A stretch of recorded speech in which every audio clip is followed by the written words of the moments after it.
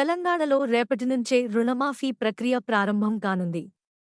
రేపు రూ. 1,00,000 లోపు రుణమాఫీ జరగనుంది.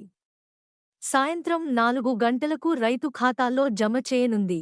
11,50,000 మంది రైతులకు రేపు ఒకేసారి రుణమాఫీ కానుంది. తొలి రోజు రూ. 6,800 కోట్ల నగదు రైతుల ఖాతాల్లో జమ చేయనుంది రేవంత్ సర్కార్. రెండో దఫా ఆగస్టు 15 లోపు మరో 1,00,000 బ్యాంకుల్లో జమ చేసేందుకు సిద్ధమైంది. రేషన్ కార్డులు లేని 6,36,000 మందికి ఈ రుణమాఫీ వర్తించనుంది. రేషన్ కార్డు లేకపోయినా రుణమాఫీ చేస్తామని సీఎం రేవంత్ రెడ్డి స్పష్టం చేశారు.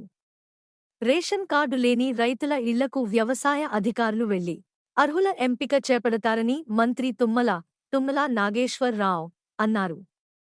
1,00,000 జీతం ఉన్నవాళ్లకు రుణమాఫీ లేదని చెప్పారు. 1,00,000కు పైగా జీతం ఉన్నవారి ఖాతాలు 17,000 ఉన్నట్లు తెలిపారు. రుణమాఫీలో భాగంగా రైతుల ఖాతాల్లోకి రూ. 31,000 కోట్ల నగదు జమ చేయనున్నట్లు చెప్పారు. మన ఛానల్కి సబ్స్క్రైబ్ చేసుకోండి, లైక్ చేయండి మరియు కామెంట్ చేయండి. మీ సపోర్ట్ మాకు చాలా ముఖ్యం. కొత్త వార్తలు మరియు అప్డేట్స్ కోసం బెల్ ఐకాన్ని నొక్కండి.